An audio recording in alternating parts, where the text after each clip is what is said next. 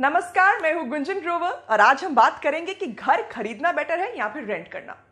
ये डिबेट कई सालों से चलती आ रही है। ये लोगों के बीच एक बहुत ही कॉमन टॉपिक ऑफ डिस्कशन है। हर कोई चाहता है कि उसका अपना एक घर हो जिसे वो अपने हिसाब से डेकोरेट कर सके, बट घर खरीदना इतना आसान भी नहीं। प्रॉपर्टी की रेट्स आसमान छू रहे हैं और सैलरीज उस हिसाब से मैचअप नहीं कर पा रही। लोगों को अच्छा लाइफस्टाइल चाहिए, स्पेस चाहिए, ऐसे में उन्हें रेंटिंग का ऑप्शन अच्छा लगता है।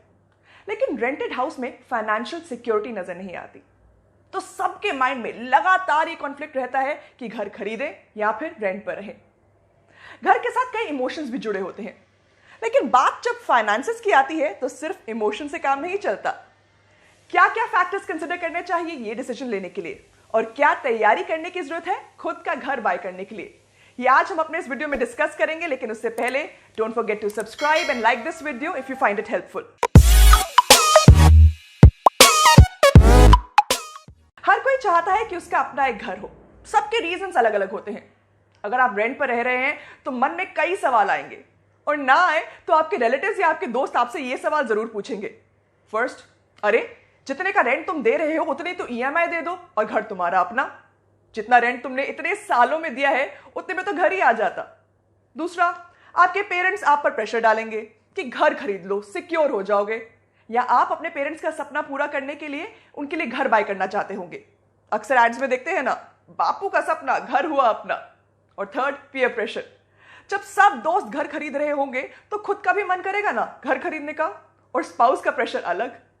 तो ये तो सोशल और इमोशनल फैक्टर्स हुए बाय वर्सेस रेंट आर्ग्यूमेंट के। बट इन सब के अलावा एक बहुत ही बड़ा फैक्टर है, और वो है फाइनेंशियल। यानी ये डिसीजन लेने के लिए आपको 3 एंगल्स कंसिडर करने होंगे: फाइनेंशियल, इमोशनल और सोशल। तो चलिए प्रॉपर्टी खरीदने या उसे रेंट पर लेने के डिसीजन के कुछ थंब रूल्स मैं आपको बताती हूं। सबसे पहले हम रेंटल यील्ड के कॉन्सेप्ट से शुरू करते हैं। अपनी प्रॉपर्टी को रेंट पर देने से जो रिटर्न जनरेट होती है उसे रेंटल यील्ड कहते हैं। इंडिया में रेजिडेंशियल रेंटल यील्ड 1 से 3% वेरी करती है। यानी कि अगर आप एक प्रॉपर्टी रेंट पर लेते हैं और उस प्रॉपर्टी की वैल्यू अगर ₹50 लाख है तो उसका रेंट अप्रोक्सीमेटली 2% यानी कि 1 लाख पर ईयर होगा। That means ₹8500 per month. और अगर आप उसी रेंटेड प्रॉपर्टी को परचेज करने के बारे में सोच रहे हैं तो उसे परचेज करने के लिए आपके पास 2 ऑप्शंस हैं। या तो आप ₹50 लाख की फुल डाउन पेमेंट करें या फिर होम लोन लें। अगर आप होम लोन लेने की सोच रहे हैं तो आपको कुछ अमाउंट की डाउन पेमेंट करनी होगी और बाकी का अमाउंट बैंक लोन लेना होगा। अगर आप ₹10 लाख की डाउन पेमेंट करते हैं और 20 साल के लिए 8% इंटरेस्ट रेट पर 40 लाख का लोन लेते हैं तो लोन क्लियर करने के लिए आपको अप्रोक्सीमेटली 33,000 पर मंथ बैंक को देने पड़ेंगे। रिमेंबर, अब आप उस सेम घर के लिए ₹8500 पर मंथ रेंट की जगह ₹33,000 की ईएमआई पे कर रहे हैं। इसके अलावा प्रॉपर्टी खरीदने के कुछ और भी एक्सपेंसेस होते हैं, जैसे कि stamp duty, taxes, interiors, maintenance etcetera etcetera.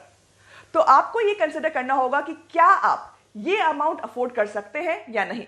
इसमें कोई शक नहीं है कि जो सेटिस्फैक्शन अपने घर में रहने की है वो रेंटेड घर में नहीं मिल सकती। लेकिन करियर की शुरुआत में घर खरीदना आपके फाइनेंसेस को इफेक्ट कर सकता है। बट इसका मतलब ये भी नहीं कि हम हमेशा एक रेंटेड घर में रहें। अगर हम फाइनेंशियल एंगल से देखें तो इंडिया में रेंटेड होम एक नई प्रॉपर्टी खरीदने से काफी बेटर ऑप्शन है। यहाँ होम लोन रेट्स हाई हैं और रेंटल रेट्स कम हैं। बट है तो हम इंसान ही, दिल है कि मानता नहीं। इमोशंस एक बड़ा रोल प्ले करते हैं। अपना खुद का घर तो चाहिए ही। अपने घर को अपनी तरह से डेकोरेट कर सकते हैं, उस पर और पैसे स्पेंड कर सकते हैं जो एक रेंटेड घर में हम नहीं कर सकते। और सोसाइटी में रहने के लिए एक सोशल स्टेटस भी चाहिए होता है ना। ऐसी सिचुएशन में लॉजिकल होगा कि अपना घर खरीदने के लिए हम एक फाइनेंशियल गोल सेट करें, जो स्टार्ट होगा एग्रेसिवली सेविंग्स करने से, और उन सेविंग्स को ऐसे फाइनेंशियल इंस्ट्रूमेंट्स में इन्वेस्ट करने से जिनकी रिटर्न्स इन्फ्लेशन को बीट कर सके। और जब आपके पास एक बड़ा फंड बिल्डअप हो जाए जिससे आप एक बड़ी डाउन पेमेंट कर सके, then that is the time to buy your own house. अब कितनी डाउन पेमेंट आइडल है ये पर्सन टू पर्सन डिपेंड करता है, और ये डिसीजन आपको लेना है। बट हम कुछ पॉसिबिलिटीज पर नजर डालते हैं जो आपके डिसीजन लेने में हेल्प करेंगी। लास्ट एग्जांपल में हमने ₹50 लाख की प्रॉपर्टी कंसिडर की थी। तो ₹50 लाख की प्रॉपर्टी परचेज करने के लिए we have few options of different down payment size, जिसमें से हम एक वायबल ऑप्शन चूज कर सकते हैं। हमने इंटरेस्ट रेट 8% और 20 ईयर्स का लोन टेन्योर भी कंसिडर किया है। हमने आपके फाइनेंशियल, इमोशनल और सोशल फैक्टर्स तो डिस्कस कर लिए। अब बात है कि घर बाय करने के फाइनेंशियल गोल के लिए आपको क्या क्या स्टेप्स फॉलो करने होंगे। फर्स्ट, अपने करियर के इनिशियल स्टेजेस में होम लोन की हाई ईएमआईज के प्रेशर से अपने आप को दूर रखें। आप भले ही रेंटेड हाउस में रहें, बट आपको अपना घर खरीदने के लिए खुद को प्रिपेयर करते रहना होगा। ज्यादा से ज्यादा सेविंग्स करनी होगी और उन फाइनेंशियल इंस्ट्रूमेंट्स में इन्वेस्ट करना होगा जिसकी रिटर्न्स इन्फ्लेशन को बीट कर सके। जब आपको लगे कि आपकी इन्वेस्टमेंट्स एक साइजेबल अमाउंट में कन्वर्ट हो गई हैं जिससे डाउन पेमेंट की जा सकती है एंड आने वाले ईएमआईज आपके लिए मैनेजेबल है, then just take a loan and fulfil your dream. और याद रहे कि इन सब बातों का ध्यान रखने के साथ साथ आपको अपने फाइनेंशियल, इमोशनल, सोशल और हेल्थ इश्यूज का भी ध्यान रखना होगा। On that note, here's me, Gunjan Grover, signing off. Bye-bye. Take care. Keep calm and invest on. Also, don't forget to like this video and subscribe to Grow.